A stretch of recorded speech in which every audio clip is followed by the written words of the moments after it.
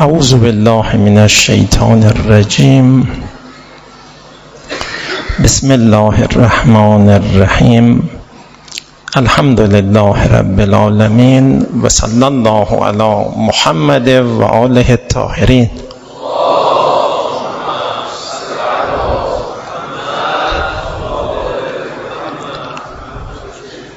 ما در جلسات گذشته در باب اصل سلوک ابتداءً چند جلسه ایستادیم که مشخص بشه اصل سلوک که میگیم بشه معناست. عمدتاً این معانی رو عرضه داشتیم که اساساً در مسئله سلوک دغدغه خدا و رسیدن به خدا مطرح است و انسان باید یک حرکت استکمالی رو برای خودش رقم بزنه با زحماتی که باید بکشه به لحاظ باطنی و قلبی خودش رو ارتقا بده و به گونه‌ای بشه که بتونه به اون کمالات نهایی یعنی مثل جنت صفات، جنت ذات برسه که اون اوج این هست. البته هر کسی در این مسیر حرکت کنه یک قدم برداره باید گفت بهتر از هر آنچه که در دنیا و مافی هاست. تو ادبیات دینی ما نگاه کنید برخی از دستورات داده شده گفته شده بهتر از هر آن چیزی است که در دنیاست. واقعیتش اینه، یعنی اصلش اون توحید یک قدم حتی برداریم هم برای ما در این مسیر جای خوشحالی داره. خواستم این رو بگم اگر ما میگیم اوج اونجاست و این سیر رو باید بکنیم، یک جوان حتی بتونه یک کمی اندکی از این حقایق رو در خود پیاده کنه، این دغدغه رو داشته باشه، از این توجه به دنیا و میل به دنیا دست بکشه، برد کرده چنان بردی که اصلا هیچی که از این چیزهای دیگری که گاهی میگن به پاش نمیرسه. ولی خب دیگه برای خودش یک مسیری است، طبیعتاً غایتی داره، نهایتی داره. دغدغه خداست، رسیدن خدا به خدا برای ما مطرحه، خوشنودی خدا رو میخوایم جلب کنیم، باید تعشقات رو کم کرد، تعلقات رو کم کرد. همین رو جوان بفهمه که این تعلق خود مزاحمشه، اینو برداره. تعلق به دنیا، تعشقاتی گاهی داریم، برخی از امور برای ما جدی میشه. بنده بعضی ها رو دیدم، حالا دیگه باز تو پرانتز عرض کنم چون ما باید زودتر به بحث بعدیمون ببرد. بنده دیدم بعضی ها رو فقط این رو فهمیدن بعضی از این اموری که زیاد درگیرش هست این امر وهمی واقعی نیست، مشغولمون میکنه، به ظاهر واقعیت داره ولی حقیقتا وهمیه، تجی چی نیست، ولی احساس میکنم خیلی داریم درگیرش میشه. گاهی تمام جانوار درگیر. جوان فقط همین رو بفهمه، بتونه یک کمی تغییر وضعیت بده، خیلی از کاراش درست میشه. دقت میکنید چه عرض میکنم؟ میخوام اینو بگم، یعنی گاهی شاید احساس کنیم خب این چی میشه؟ خب بله همینقدر، همین جوان بفهمه این معنا رو، بیاد تو زندگی 70 ساله او 80 ساله او خودشو سرازیر کنه، در اون قرار بده، در اون زندگی کنه، در اون نفس بکشه، خیلی از کاراش درست میشه. ما بعضی از اینها رو باور کنید فقط نمیدونیم اینها وهمیه، نمیدونیم اینها بیخوده، نمیدونیم بیهوده است، لذا درگیرش میشه. من بعضی از بزرگان دیدم اگر من به شما بگم نمیخوام اون موضوعشو بگم میگید خب این که واقعی است، خیلی جدیه. ایشون میگه بابا این چیه، من وقتم رو عمرم رو در این تلف کنم، این چیه؟ یعنی حتی این رو ایشون میفهمید و لذا سبک دیگری هم نه اینکه زندگی نکرد مثل دیگران زندگی کرد، نه اینکه دنیا نبود مثل دیگران دنیا براش بود، بلکه بهترش هم براش حاصل شد. اما نوع زندگی آدم باید تغییر کنه، دغدغه سلوک انسان پیدا کنه، اون محتوا رو بفهمه، دغدغه خدا رو پیدا کنه، همون محتوا راهگشاست براش. حتی به اون اوج نرسد، حتی به اوج نرسد خود این برده. یعنی جوان منطقش که اون گونه که در روایات و آیات صحبت میشه، چون این جوانی رو خدا بهش اعتنا میکنه. چرا؟ چون منطقش رو از این امر زمینی در آورده به سمت آسمان توجه کرد، به خود خدا توجه کرد. این خیلی مهم. حالا این بحث سلوک بود، گفتیم در جلسات قبل گفتیم.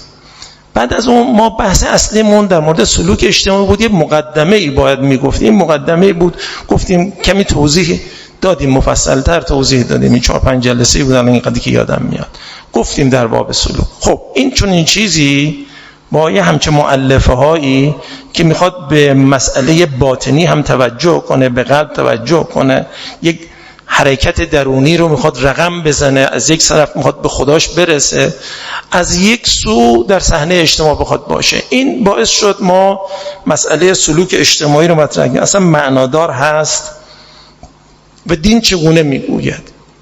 به عرض رسید دین اون کف کار اینگونه میگه بله سلوک با کار اجتماعی منافات نداره، سازگاره.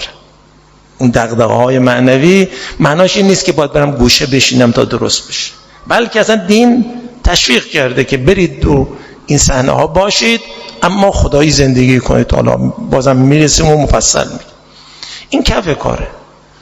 اما سقف کار خیلی بالا بسته میشه. یه جوری است که گاهی میگیم مثلا اون راهی خود شریعت معرفی میکنه تمام سلوک رو برده تو صحنه اجتماعی معنادار کرده.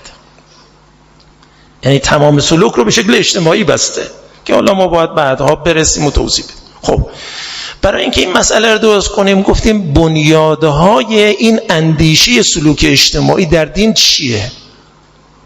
چه بنیادها، چه مبانی است که پایه کار قرار میگیره که انسان سلوک بکنه، سلوک اجتماعی بکنه. سلوک اجتماعی برای خودش یک پایگاه‌های فکری داره، پایگاه‌های اندیشه‌ای داره، پایگاه‌های به اصطلاح نگاه اعتقادی داره. اینا چیه؟ اینا رو می‌خواستیم معرفی کنیم که بررسی کنیم بشه شروع بحث ما. یعنی اتفاقا من معتقدم اگه این بنیادها رو کسی خوب حل کنه به راحتی میفهمه اصلا سلوک اجتماعی تناقض نیست که، بلکه اصلا باید اینجوری زندگی کنیم. ما اصلا زندگی اجتماعیمون قابل حذف نیست، باید اینجوری زندگی کرد. اصلا ما خودمونم اینجوری میگیم. اون بنیادها رو می‌خواستیم بررسی کنیم.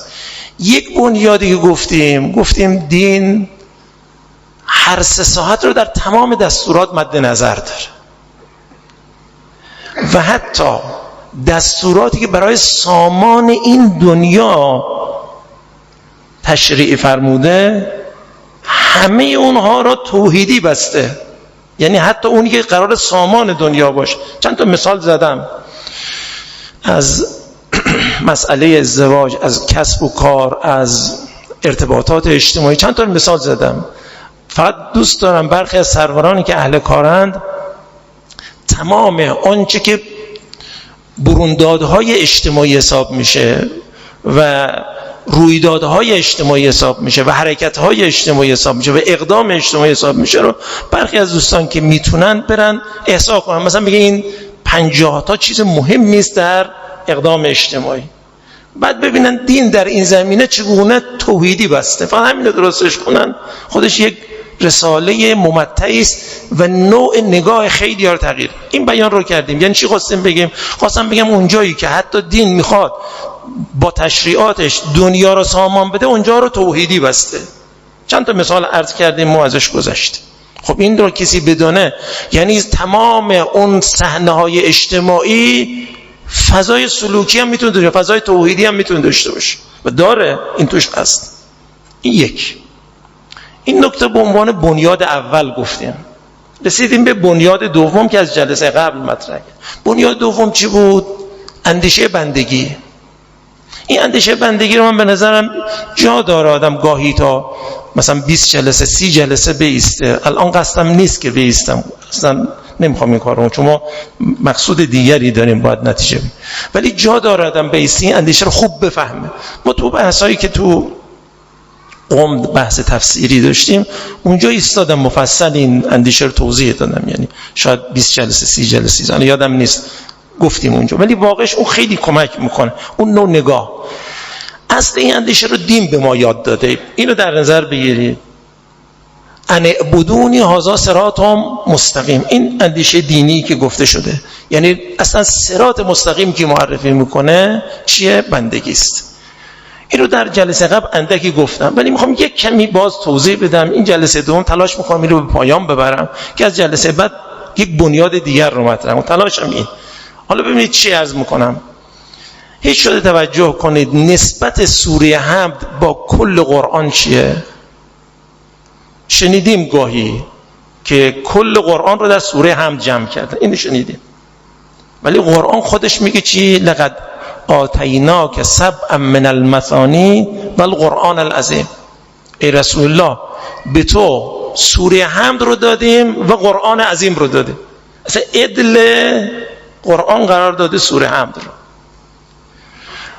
و کسی اگر این معنا رو بفهمه میفهمه کل قرآن یک طرف، سوره حمد یک طرف.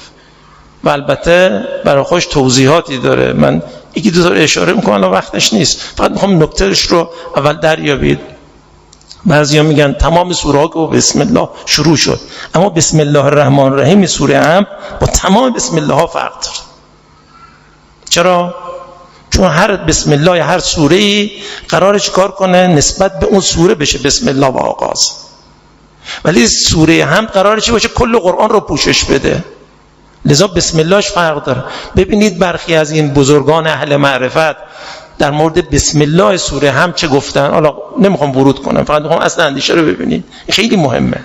این سوره حمدی که دست ماست، ما باید بدانیم چه عمقها داره درش. در روایت آمده وقتی خدا خواست این آیات رو نازل کنه، این آیات گفتن خدایا ما با این عظمت بریم رو زمین؟ این آیات چیه که خدایا ما با این عظمت، با این طهارت و قدسیتمون بیایم پایین؟ این تعبیر گفتم، یعنی اینقدر عظمت، عمق، به تعبیری عمق قرآن رو باید در سوره حمد و کل سوره حمد رو در بسم اللهش باید جستجو کرد. خب حالا این رو خواستم به عنوان یک نمونه بگم. سوره حمد به عنوان کل قرآن، عدل قرآن، تمام قرآن رو باید در او پیدا کرد. لذا قرآن کریم خودش تنها سوره‌ای که در باب او تعداد آیاتش رو گفته و در کنارش در باب او سخن گفته، در کنار قرآنش قرار داده، همین سوره حمد. لقد آتیناک سبعا من المثانی و القرآن العظیم. ما بهت یک 7 آیه دادیم. حالا مثانی اینا رو باید در جای خودش پی میگیرید انشاءالله در جای خودش. 7 آیه پیوند خورده که کل قرآن مثانی 7 آیه دادیم. 7 آیه چیه؟ اهل بیت فرمودن، رسول الله فرمود، یعنی همین سوره حمد 7 آیه داره. حالا با این توضیح سوره حمد میشه چی؟ کل قرآن رو در خود داره. حالا سوال، کل قرآن رو آوردید توی سوره حمد جمع کردید، سوره حمد مقصدش چیه؟ مرکز ثقل سوره حمد رو شما به نظر شما چیه؟ میدونید علامه طباطبایی چی فرموده؟ اظهار بندگی. اظهار بندگی یعنی میخوایم به خدا عرضه بداریم ما بنده تو میخوایم باشیم. یعنی در واقع کل قرآن مقصدش رو باید تو اینجا پیدا کنید و بسم الله سوره حمد هم داره این رو تأمین میکنه، اظهار بندگی. کجا؟ ایاک نعبد و ایاک نستعینی که میگیم. کجا؟ اهدنا الصراط المستقیم. با کسی اگر بتونه توضیح بده که اون نوع عالی بندگی صراط الذین انعمت علیهم است که حالا باید در جای خودش بهش پرداخت. چی؟ خواستم اینو بگم کل قرآن رو در سوره حمد جمع کردن. سوره حمد مقصد اصلیش چیه؟ اظهار بندگی. یعنی چی؟ کل قرآن مقصدش این. فقط باید بندگی رو دریافت بشه معناست. بندگی رو باید و الا اصلی اندیشه نابیست. همچنان که همین تعبیر ان اعبدونی هذا صراط مستقیم خود کافیه. راه مستقیم چیه؟ صراط مستقیم چیه؟ این هر روز ما در سوره حمدی که در نماز میخونیم این رو طلب میکنیم از خدا. این چیه؟ هذا صراط مستقیم ان اعبدونی، بندگی اون صراط مستقیم. البته کدام بندگی؟ صراط الذین انعمت علیهم، اون بندگی که مال انبیاست. میدونید علامه طباطبایی این آیاتش رو معنا کرده، خدایا منو هدایت کن به اصطلاح صراط مستقیم، اون صراطی که به آنهایی که نعمت داده ای آن را. بعد علامه طباطبایی میدونید چی میفرماد؟ میفرماد اون چیزی که انبیا دارن، صراط انبیا، صراط صدیقین، اصلش برمیگردد به معرفت ناب شهودی نسبت به حضرت حق. یعنی ما تو هر نماز اینو میخوایم، خدایا ما را به راه راست هدایت کن، راه انبیا، یعنی ما را به این سلوک، به نتیجه سلوک، به اون معرفت بکشان. اصل این رو هم داریم میگیم ما، یادتون باشه. یعنی لذا میگن حتی این که ما میگیم بندگی، نوع عالی بندگی همین صراط الذین انعمت علیهم، یعنی اونهایی که خدا بهشون نعمت داده، نعمت ولایت داده، نعمت توحید داده، نعمت پاکی و طهارت داده، نعمت با خدا نشستن داده، نعمت تقرب داده، نعمت پرواز کردن داده. اونها اینجوری نه. خدایا منو به این راه هدایت که حتی اونایی که اهلشن میگن نه راه مغضوب علیهم، اونایی که غضب شدن، نه راه اونهایی که ضلالت نصیبشون شد. که ضلالت یعنی کسی شرک می‌ورزه، حتی آینا که میگم غلیظش دارم میکنم، اون گونه که نوع عالیش هست دارم میگم، حتی شرک خفی خود ضلالت. اگه اینجوری نگاه کنی خیلی اوجه. اینها رو به ما یاد میدن. یادتون باشه دین گاهی در زبان ما چیزهایی رو قرار میده، از ما میخواد بگیم که ما را به منطق عالی بکشانه. این رو من فکر میکنم قبلا هم خدمتتون گفتم، در همین اونچه که ما در روز عید فطر، در نماز عید فطر میخوایم چی تعبیر میکنیم؟ خدایا داخل کن مرا در هر خیری که رسول و آل رسول رو داخل کرد. خیلی آدم رو داره به اصطلاح منطق عالی میده، اینجوری نیست. حالا ما گاهی میگیم خدایا ما رو حالا جزو این آخر بهشتم قرار ده، این اولین مرحله بهشتم قرار کافیه. این داره به ما یه چیز دیگه میگه، خدایا اون اوج اوج اوج. این رو دین چرا به ما یاد میده؟ همین دعای کمیل میخونید، اخصهم زلفة لدیک، اینایی که میگید چی میگید؟ خدایا ما از خصیصین قرار. چرا اینا رو به ما یاد میده؟ منطق رو خیلی باید برتر کرد. ولی درسته توان ما کمه، اما منطق رو آدم پیدا کنه، به سمت خدا صادقانه بره، فضل خدا بسیاره. اینجوری نیست. الان بعضی ها میگن ای کاش در نسل ما یک نفر مثل آیت الله العظمی بهجت باشه. میگین اینو میگین دین داره ما رو دعوت به اینجاها میکنه. اصلش این. حالا خواستم چی بگم؟ اون نوع بندگی که از ما خواسته بندگی نابه، گفته اهدنا الصراط الذین انعمت ان اعبدونی، اون راه بندگی اینه، اصلش اوجش اینه. البته مراحل پایینتر بندگی هم پذیرفته است. اصلا بهتون بگم اینقدر سخت نگیرید، من اینایی که دارم میگم دارم اوجو میگم. بعضیا من میبینم این تعبیر رو میکنم، بعد میگم بقیه هیچ. آقا بقیه هیچی چیه؟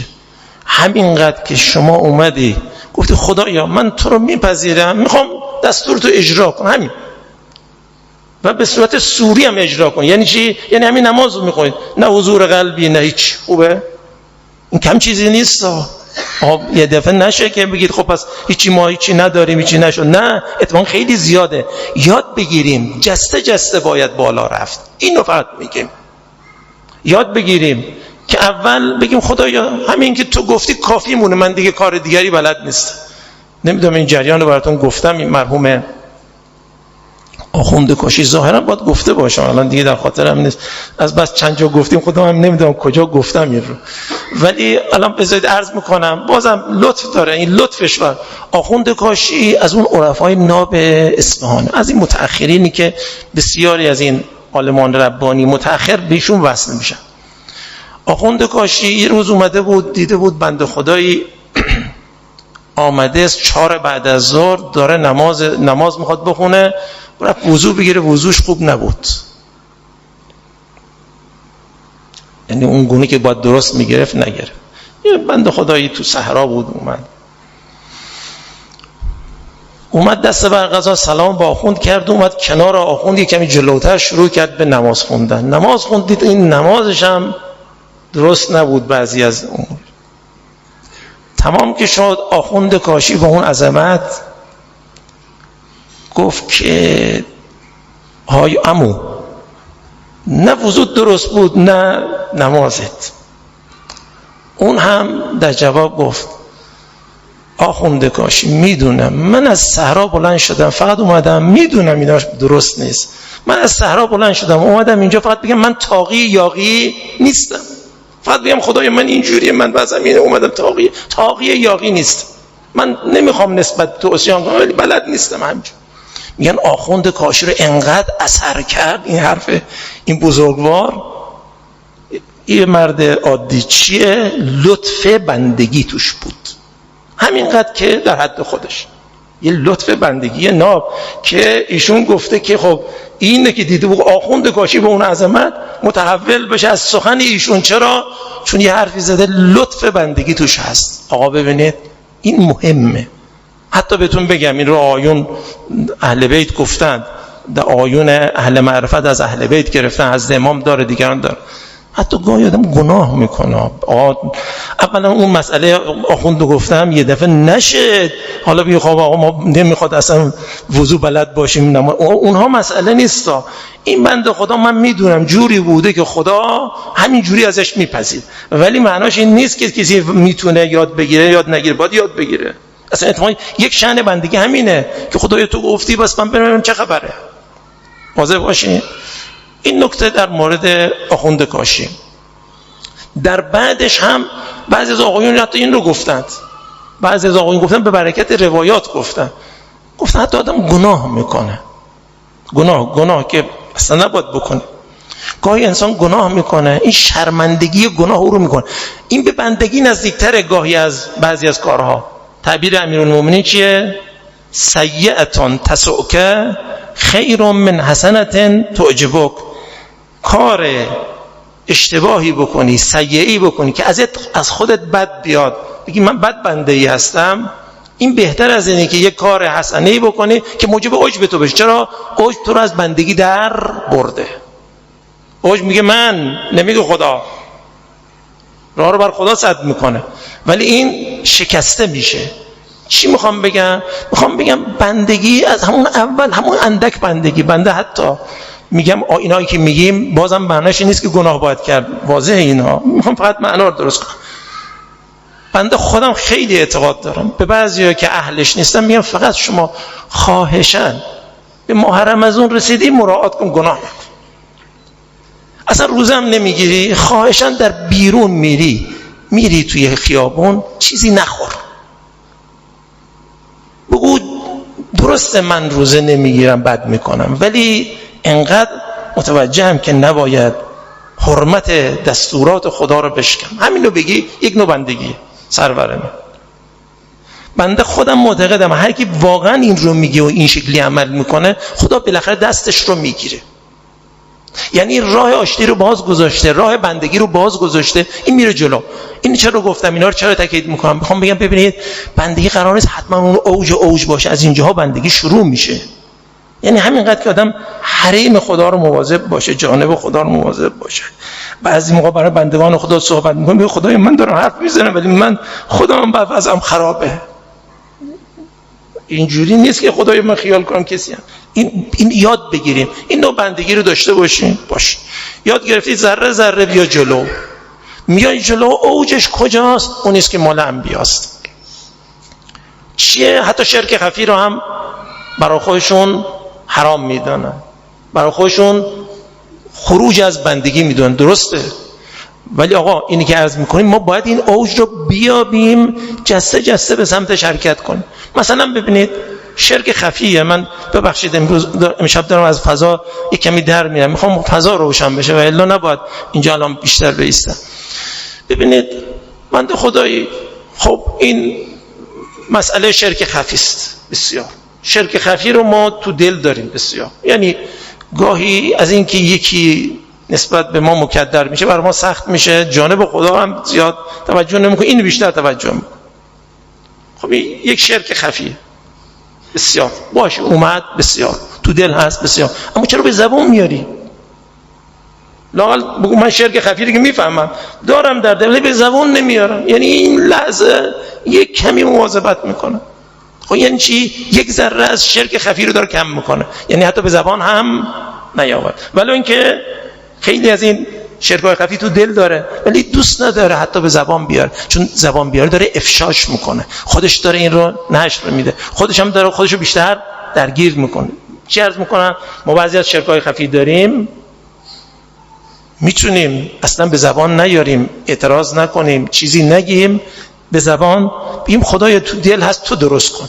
میخوام اینو بگم، میگیم که شرک خفی را هم باید برداشت، اوج اون بندگی نهایی اونجاست، ولی یادتون باشه معناش این نیست که ما هممون باید اون اوج داریم و الا اصلا از ما قبول نیست. آقا باور کنید، خدا شاهده، بعضی از افراد عادی از مردم یه بندگی مختصری نشون میده، خدا انقدر نسبت به او عنایت میکنه که حتما گاهی از کسی دیگری که خیلی متوجه است از او انقدر نمیپذیره که از او میپذیره.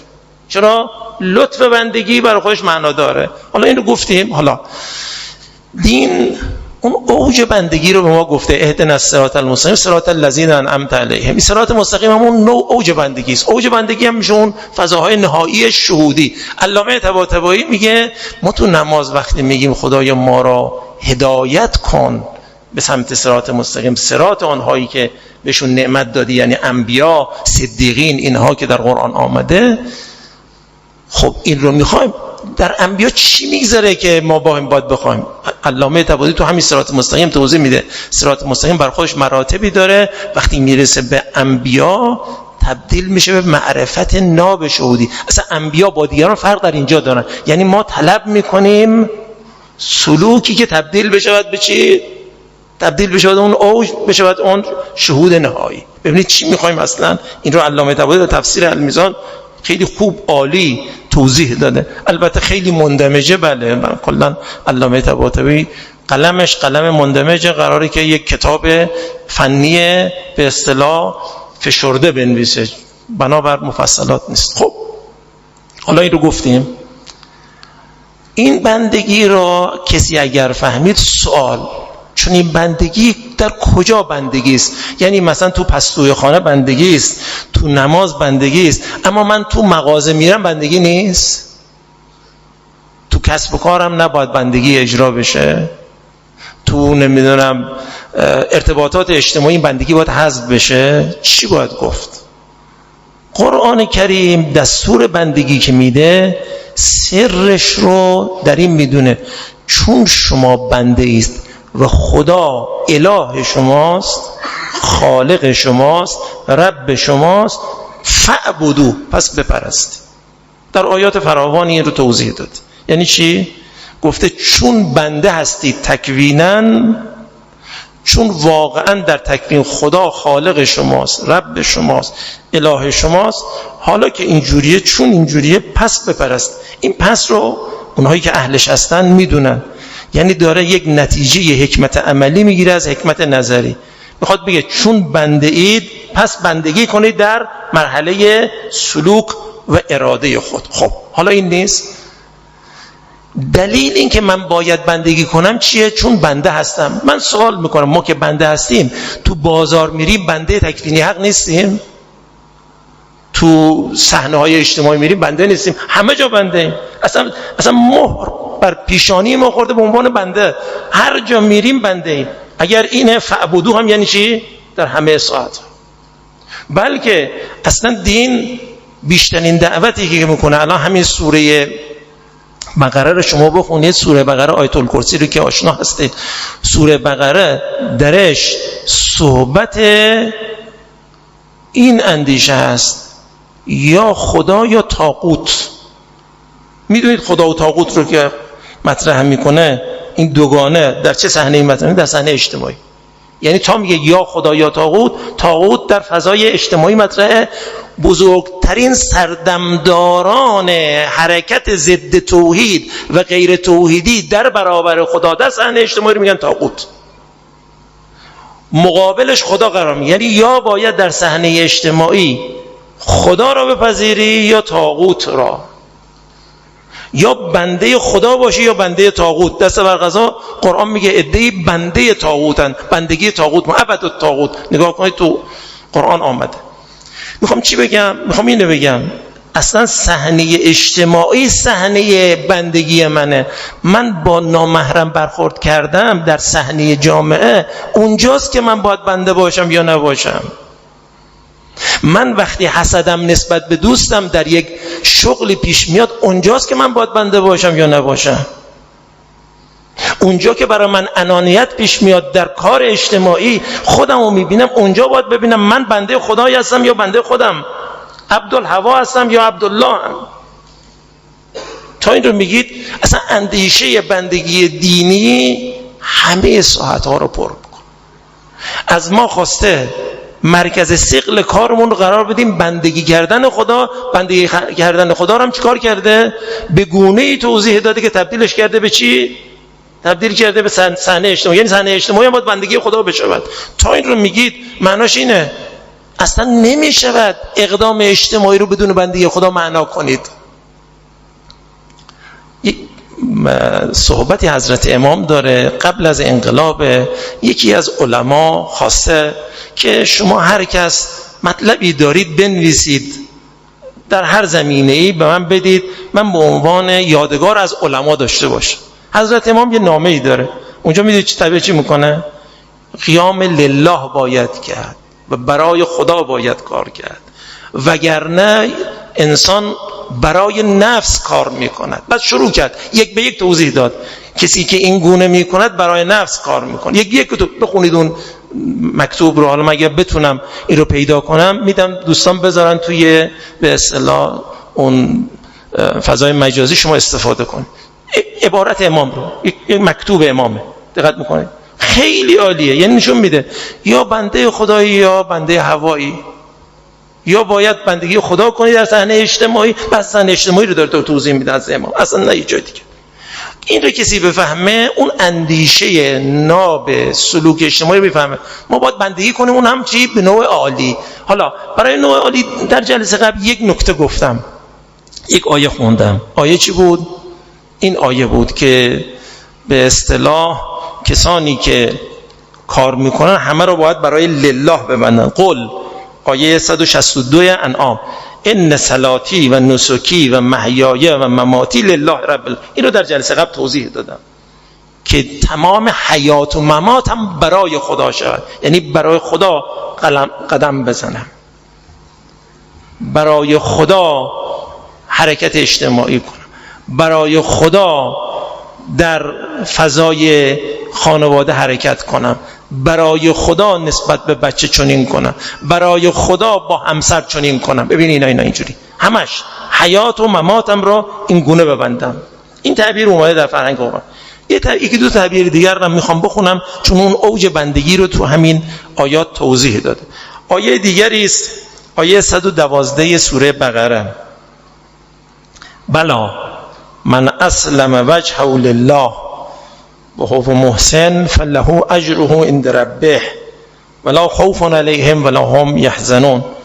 میفرماد که هر کس وجهش را تسلیم خدا کند. وجه یعنی چهره جانش، تمام جانش رو به خدا تسلیم کن. من اسلم وجهه لله، یعنی بده به خدا، چهره جانش رو بده به خدا، یعنی چهره جانش به سمت خدا بشه، خداییش کنه، این مال تو خدایی، تسلیمش کنه. این خیلی تعبیرهای، این تعابیر قرآنی تو بستر سوره بقره میتونه یه معنا داشته باشه، به شکل کلان یه معنای عجیب و غریب داره که حالا من به این بستر کلانش میخوام اشاره کنم. بلا من اسلم وجهه لله، چهره جانش را، نه این چهره ظاهری که یه صحبت نیست، چهره جان، یعنی تمام جانش رو درگیر خدا، این مال تو. بلا من اسلم وجهه لله و هو محسن، کار نیک کنه با این منطق، کار خیر کنه با این منطق. یعنی چی؟ بلا من اسلم وجهه لله، این گونه کنه. خداوند میفرماد که فله اجره عند ربه، اجرش پیش خداست. این عند رب خیلی معنا داره در جای خودش. من خلاصه فقط یک نکته میگم، همین باعث میشه خدا یک عنایت ویژه توحیدی معنوی سلوکی به او میکند. یکی از معانی بارزش اینه، معانی متعدد داره ولی یقینا این جزء معانی بارزشه. خدا توجه میکن. بنده خدایی میگفت من داشتم میرفتم مسجد، مسیری بود عبور باید میکردم، بنده خدای اومد با خانمش، دیدم واقعا نیاز داره، یعنی گفت ما نیاز داریم. من یک کمی استفسار کردم، واقعا نیاز داره. همونجا دلم سوخت واقعا و برای خدا دادم. رفتم که نماز بخوانم، دیدم یه نمازی میخونن که من هیچ وقت چنین نمازی نخوندم. بلا من اسلم وجهه لله و هو محسن، کار نیک کنه، فله اجره عند ربه، اجرش پیش خداست و هیچ خوفی و هیچ حزنی نیست. این خوف و حزن نیست، خودش یک باز اجری است، یعنی دل آرامه، اصلا مشکل نده، هر جور بشه عالم، تمام عالم این سو بره آن سو بره، فرو بریزه بالا بره پایین بره، لا خوف علیهم ولا هم یحزنون. این خیلی لطف داره. اونایی که معمولا درکش میکنن، من اصلا بعضیا رو دیدم، بعضی از سروران رو دیدم، اینا سخت‌ترین شرایط داره اصلا احساس نمیکنه هیچ مشکلی داره. من بعضیا رو دیدم اندک مشکلی داره احساس میکنه تمام عالم بر سرش خراب شد. این دل اینقدر محکم میشه کسی که این شکلی هم. خب این آیه رو خوندم. یه آیه مشابه همین هست در سوره نساء آیه 125، همین مضمون، یعنی در فضای همان ان صلاتی و نسکی و محیای و مماتی لله رب العالمین و فضای بلا من اسلم وجهه لله، این تعبیر رو میفرماد که یک نکته‌ای داره که من بر همین دارم میخونم. آیه 125 سوره نساء این تعبیر: و من احسن دینا ممن اسلم وجهه لله و هو محسن و تبع ملت ابراهیم حنیفا.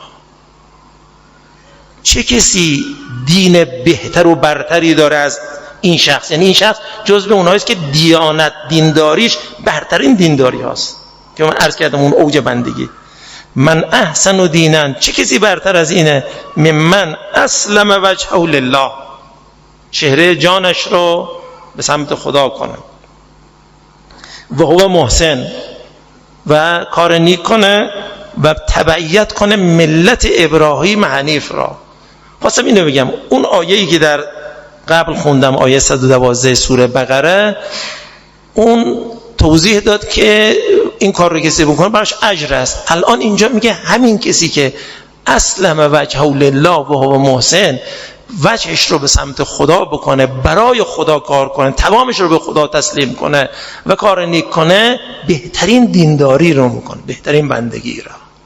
اصلا اون اوج بندگی رو اینجا اشاره کنه. این بندگی به این نحو اگر میاد، آدم میبینه فرق کرده، دیگر یه چیز دیگر شده.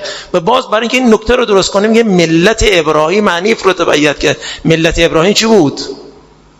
شرک نورزید، هیچ، همش رو برای خدا بس. این اون چیزیست که ما از اندیشه دینی میفهمیم. این اندیشه دینی ما رو دعوت به چی میکنه؟ بندگی ناب. با جلسه قبلم عرض کردم بعضی از آیات رو میبینید خیلی خوشه، داشته باشید، مترنم باشید، همیشه بگید، تو جانتون بیفته، جلوی چشمتون باشه، در حافظه نزدیکتون حاضر باشه و بر اساس او اندکی هم تعامل کنید. بنده خیلی دیدم این رو، خیلی ها گزارش کردن، برخی از بیانات اهل بیت و برخی از بیانات قرآن رو آدم میگه خود ارتقا بخش، خود ما رو به میکشونه، توضیح داره برای خودش، ولی خیلی ها به تجربه گفتن. خواستم اینو بگم، حالا که هست این آیات رو بذارید بخوره به جانتون، باش زندگی کن. خب این منطق اگر آمد انسان رو به کجا میکشونه؟ به این منطق که آقا تمام صحنه جامعه رو من باید با بندگی پر کنم، اون هم با نوع عالی بندگی پر کنم. این اندیشه رو کسی فهمید میتونه بگه دین نه، گفته فقط تو پستو میری، تو اون صحنه مسجد که میری، اون نمیدونم نماز که وارد میشی، اونجا باید بندگی کن. دین اصلا اینجوری حرف نمیزنه. دین میگه همش باید بنده باشی. اصلا گاهی میگه شما بخواید به دستور خدا توجه نکنید، کار او رو نکنید، اصلا دینداری نکردید، اصلا بندگی نکردید. داره قرآن صریحا این بیان رو داره، اصلا این بندگی نیست. دقت میکنید چی هست؟ خب اگر کسی این اندیشه رو فهمید نتیجه بگیریم، چون این اندیشه تمام اقدام اجتماعی هویت بندگی پیدا میکنه. و حالا من الان وقتش نیست، بعدها باید یه اشاره‌ای داشته باشیم اگر این معانی میاد چه آثاری در رفتار اجتماعی ما پدید میاره. حالا من یه نمونه رو یکی میگم که دیگه با ما نمونه بعدن. بنده خدایی کاری رو کرده بود برای خدا، اصلا هم غیر خدا رو در نظر نگیره. خدا میخواد این امتحان کنه.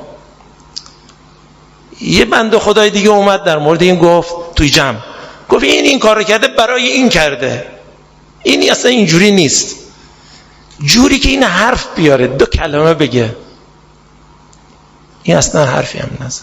گفت من چیزی رو که برای خدا بستم کاری ندارم دیگران خبر داشته باشن یا نداشته باشن. چی کار دارم حالا باش بگی، من با خدا معامله کردم، خدا که عالمتر از همه حرف هست، من چی کار به اینا دارم. این عملش رو تغییر داده، یعنی سبکش تغییر داده، به خاطر خواستی این و آن داره کار نمی‌کنه. واضح شد این؟ از این دست فراوان که این علمای ربانی گاهی میگن شما دارید انفاق میکنید، با این دست میدید به گونه بدید که این دست با مطلع نشه. واضح معناش چیه؟ جو میخواد چی بگیدی؟ با این دست میدید، دست راست میدید، دست چپ مطلع نشه. و من دیدم بعضی‌ها را حتی اگر گاهی اطلاع پیدا میشه احساس ناراحتی میکنه، چرا بروز کرد، نه احساس خوشحالی. گاهی از آدم انجام میده ولی اگه یه نفرم بشنوه آدم خوشحالم میشه، این هنوز خدایی نشده، ولی اینا بعضی اینجوری هست، ناراحت میشه چرا پنهان، اونی که پنهان بود آشکار شد. من بعضی ها رو دیدم وقتی با خدا معامله میکنن اولین چیزی از خدا میخوان خدایا این کار را من برای تو میکنم، تو پنهانش کن، تو محفوظش نگه دار. یعنی خدا رو وکیل میکنه در این کار. داریم بعضی از عرفا میخواد حمد کنه میبینه از دستش بر نمیاد خدا رو حمد کنه، یه خدایا من تو رو وکیل کردم، خودت بگو من چه بگم، چی بگم در باب تو. اینجا میجوریم میگه خدا من چیکار کنم، این مال خودته، من دیگه مالته، من چیکار کنم، خودت نگهش دار. و عجیب هم میبینن اونایی که معمولا اینجوری عمل میکنن، دغدغه این سبک دارن، بعد از مدتی میبینن خدا چقدر زیبا این رو محفوظ نگه داشته، ولی نتیجهشو بهش داده که حالا در جای خودش. دیگه من باز بیشتر از این وقت نگیرم، این آخرین بیان رو هم عرض بکنم و پایان عرایض بنده باشه.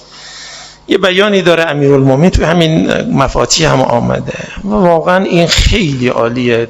حالا میگفتن حضرت آیت الله الهی قمشی، همین صاحب ترجمه قرآنی که هست، در همین تهران درس میداد. چه ایامی بود تو تهران، درس های معقول خیلی خوب وجود داشت و این بزرگان بودن.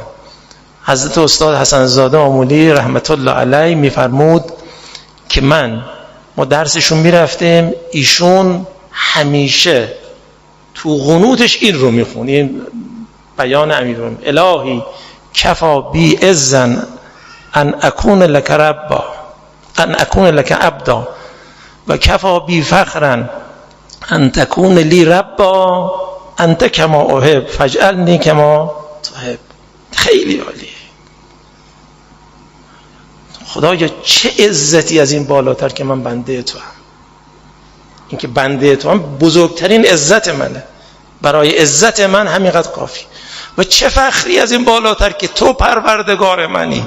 خیلی لطف این بیانات اهل بیت. حالا میگن کجای بیانات اهل بیت اون حقایق معنوی لطیف احساسی گفته شده از این بالاتر؟ چه خدایا برای من فخری بالاتر از این نیست که تو رب منی، من خدا دارم، تو اون گونه هستی که من دوست دارم، یعنی من هر جوری که دوست دارم که خدام باشه تو همه شو داری، ولی تو هم یه جوری بکن که اون گونه که تو منو دوست داشته باشی، کما توحب، اون گونه که تو دوست داری من بشم. این بیان امیرالمومنین. به نظرم اینم خوب چیزیه که آدم توی قنوت‌هاش این رو داشته باشه. تو همین مفاتیح هم آمده: الهی کفا بی عزن ان اکون لک عبدا و کفا بی فخرا ان تکون لی ربا انت کما احب فاجعلنی کما تحب. این اون لطف بندگی رو و اون بندگی عاشقانه رو در این بیان آورده و ما باید